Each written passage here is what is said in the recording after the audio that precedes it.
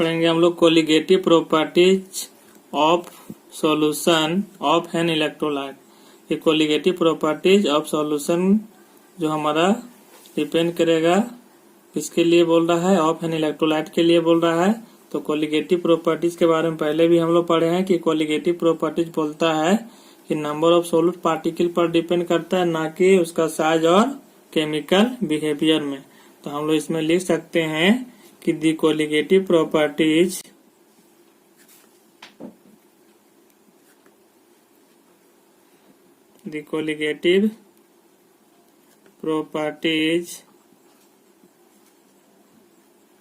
of a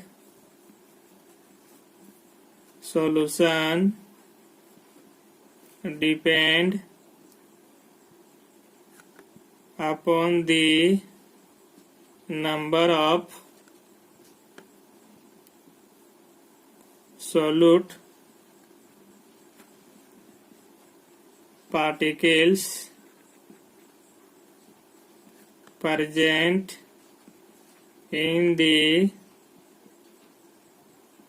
solution and not on their size or chemical behavior।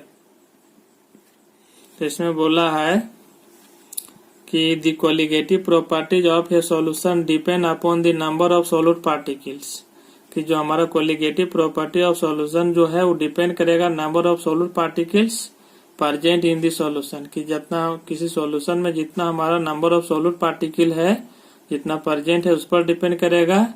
And not on their size, ना कि उनका size और chemical behaviour में, उसका size और केमिकल बिहेवियर में डिपेंड नहीं करता है। लेकिन यहाँ पर जोड़ा गया ऑफ एन इलेक्ट्रोलाइट के बारे में। अब उसके बारे में हम लोग बात करेंगे कि when an electrolyte is dissolved in water, it dissociate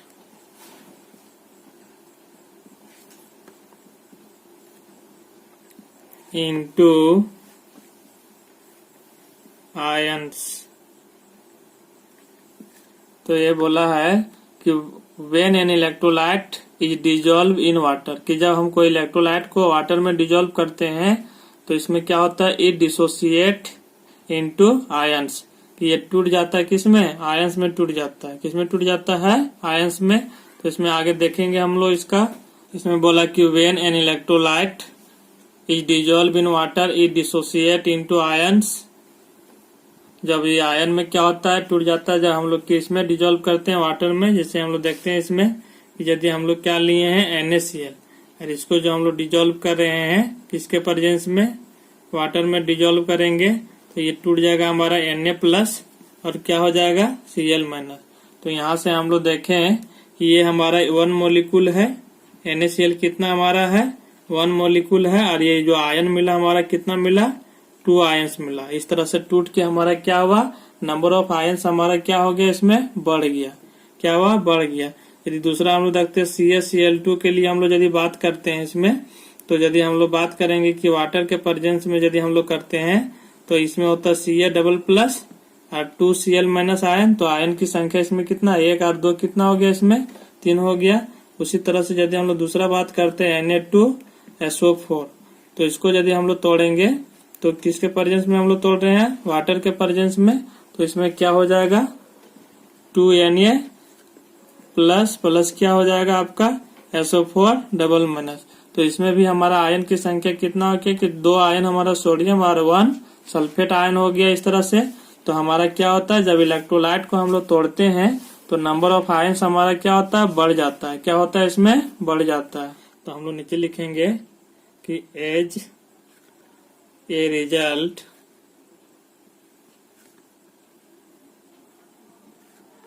the number of solute particles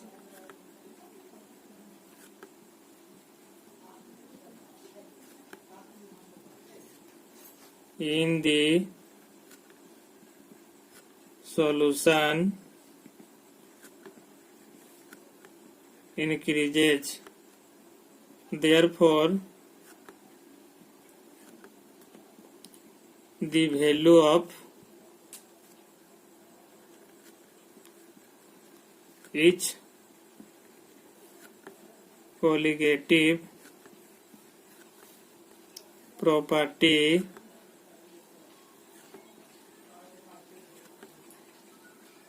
of the solution becomes greater than that expected from the solution of non-electrolyte with the same molar concentration. तो इसमें बोला है as a result the number of solute particle in the solution increases. और इस तरह से जो हमारा रिजल्ट मिलता है कि नंबर ऑफ सोल्यूट पार्टिकल जो सॉल्यूशन में होता है इलेक्ट्रोलाइट का वो बढ़ जाता है। Therefore the value of each colligative property of the solution becomes greater. और इस तरह से हमारा प्रत्येक कोलिगेटिव प्रॉपर्टी जो होता है सॉल्यूशन में क्या हो जाता है, becomes greater than that expected from the solution of non electrolyte. किससे, जो सॉल्यूशन हमारा क्या हो, नॉन इलेक्ट्रोलाइट हो with the same molar concentration, जबकि उसका मोलर कंसंट्रेशन क्या हो, सेम हो। तो इसमें जो बोला गया है कि जब कोई इलेक्ट्रोलाइट को यदि हम लोग तोड़ते हैं सॉल्यूशन में तो उसका हमारा क्या होता है, हमारा टूट के उसका नंबर ऑफ आयंस बढ़ जाता है। लेकिन यदि हम लोग बात करते हैं नॉन इलेक्ट्रोलाइट का तो हमारा वाटर के प्रेजेंस में नहीं टूटता है। तो इस तरह से हम लोग देखते हैं कि यदि हमारा सॉल्यूशन का मोलर कंसंट्रेशन सेम हो इलेक्ट्रोलाइट का और नॉन इलेक्ट्रोलाइट का, तो इलेक्ट्रोलाइट में क्या होगा, नंबर ऑफ आयन की संख्या हमारा बढ़ जाएगा। किसके तुलना में, नंबर ऑफ नॉन इलेक्ट्रोलाइट के तुलना में। क्योंकि कि नॉन इलेक्ट्रोलाइट जो होता है वो आयन में हमारा नहीं टूटता है, केवल एक्वस में चला जाता है लेकिन आयन में वो नहीं टूटता है। जबकि इलेक्ट्रोलाइट हमारा आयन में टूट के जिसके हमारा इंक्रीजमेंट हो जाता है। जैसे मैं यहाँ हम लोग देखे थे कि सोडियम सल्फेट है जो टूटा है, यहाँ 1 मॉलिक्यूल है, नंबर ऑफ आयन की संख्या 2 आ रही, कितना हो गया, 3 हो गया।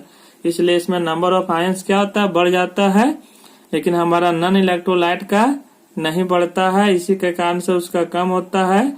लेकिन हम लोग इलेक्ट्रोलाइट को यदि हम लोग बात करेंगे किसी सॉल्यूशन में सेम मोलर कंसंट्रेशन हो तो इलेक्ट्रोलाइट का नंबर ऑफ आयंस बढ़ जाता है। किसके तुलना में, नॉन इलेक्ट्रोलाइट के तुलना में। वही चीज बोला है कि as a result the number of solute particle in the solution increases, कि नंबर ऑफ सोल्यूट पार्टिकल हमारा सॉल्यूशन में बढ़ जाता है। देयरफॉर, इसलिए the value of each colligative property of solution becomes greater than that of expected from the solution of non electrolyte with the same molar concentration, कि हमारा molar concentration same रहने के बाद भी कि नॉन इलेक्ट्रोलाइट का हमारा जो होगा नंबर ऑफ सोल्यूट पार्टिकल कम होगा। किसके तुलना में, इलेक्ट्रोलाइट के तुलना में। इसलिए हमारा इलेक्ट्रोलाइट जो होता है टूटता है, इसलिए उसमें हमारा प्रत्येक कोलिगेटिव प्रॉपर्टीज के लिए इलेक्ट्रोलाइट में जो होता है वो हमारा नंबर ऑफ आयन उसमें बढ़ जाता है। इसलिए उसका हमारा क्या होगा, नंबर ऑफ आयन उसमें हमारा कोलिगेटिव प्रॉपर्टीज का बढ़ेगा। किसके तुलना में, नॉन इलेक्ट्रोलाइट के तुलना में। इसमें देखेंगे भांट ऑफ इंट्रोड्यूस ए फैक्टर, जिसको हम लोग किसके डिनोट करते हैं, आई से। तो भांट ऑफ इंट्रोड्यूस ए फैक्टर जो हम लोग होता है वो आई से डिनोट करते हैं। अब इसके बारे में हम लोग देखेंगे कि in order to express the colligative properties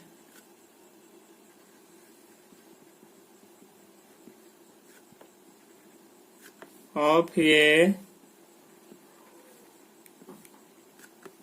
solutions of an electrolytes. It is known as Van't Hoff introduce a factor.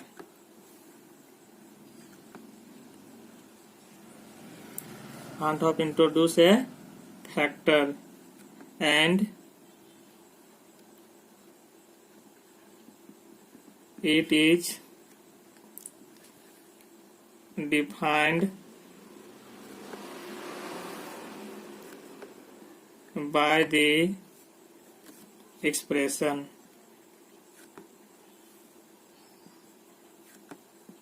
इसको हम लोग एक्सप्रेशन से डिफाइन करेंगे। तो ये जो बोल रहा है van't Hoff introduce a factor i in order to express the colligative properties of a solution, कि इसमें जो हम एक्सप्रेस किया जाता है किसके बारे में, कोलिगेटिव प्रॉपर्टी ऑफ सॉल्यूशन के बारे में ऑफ एन इलेक्ट्रोलाइट, कि जो हम लोग ऑफ एन इलेक्ट्रोलाइट के बारे में किसका, कोलिगेटिव प्रॉपर्टी ऑफ सॉल्यूशन के लिए it is known as van't Hoff introduce factor बोलते हैं, तो शॉर्ट में बोला जाता है वांट ऑफ फैक्टर।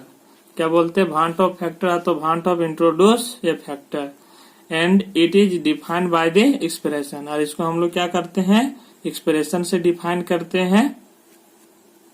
तो इसमें जो हम लोग एक्सप्लेन करते हैं किसमें, van't Hoff introduce a factor, तो इसमें बोल रहा है कि in order to express the colligative properties of solution of an electrolyte, की जो कोलिगेटिव प्रॉपर्टी ऑफ सॉल्यूशन में जो हमारा इलेक्ट्रोलाइट होता है उसके बारे में एक्सप्लेन किया जाता है, उसी को हम लोग बोलते हैं it is known as van't Hoff factor, तो बोल सकते हैं वांट ऑफ इंट्रोड्यूस फैक्टर। इसको हम लोग एक्सप्रेशन से डिफाइन करेंगे, और जो इसका एक्सप्रेशन जो होता है आई बराबर जो होता है हमारा, ये होता है number of moles of solute particles present in the solution after dissociation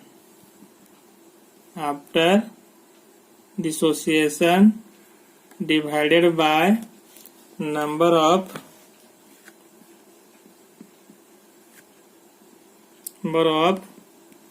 moles of solute particles dissolve in solution।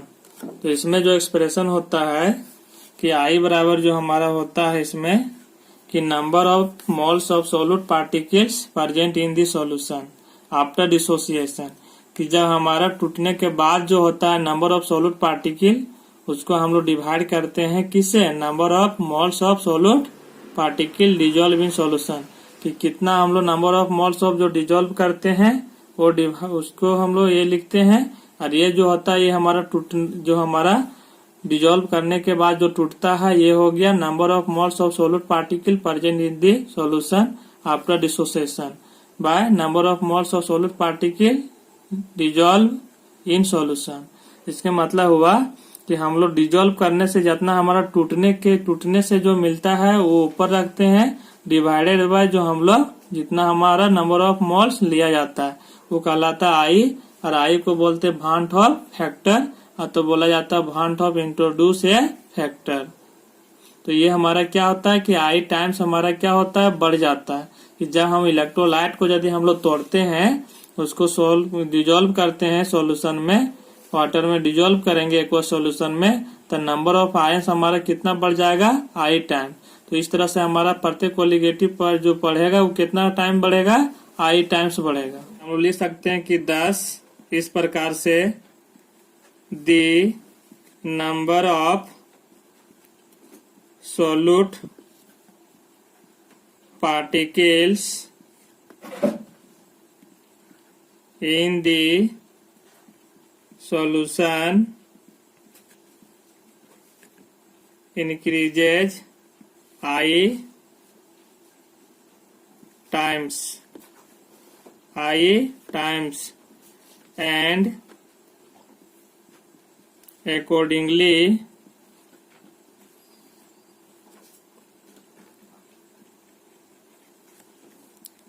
the value of each colligative